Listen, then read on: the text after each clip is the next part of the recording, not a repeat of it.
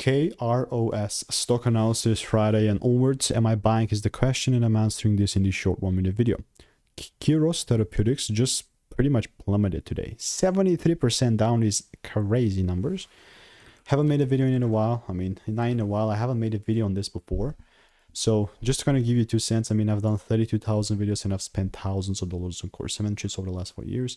As a result, the strategy has delivered thousands of quick predictions.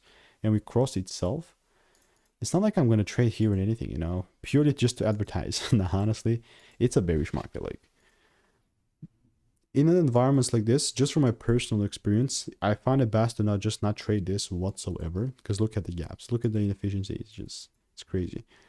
But in situations like this, it's just a proper bearish market, and the likelihood of the price giving me new lows is through the roof. That's my bias on it. It's not like I'm going to trade, but my bias is that. If you want to learn the strategy, click the first link in the description. There is a free newsletter.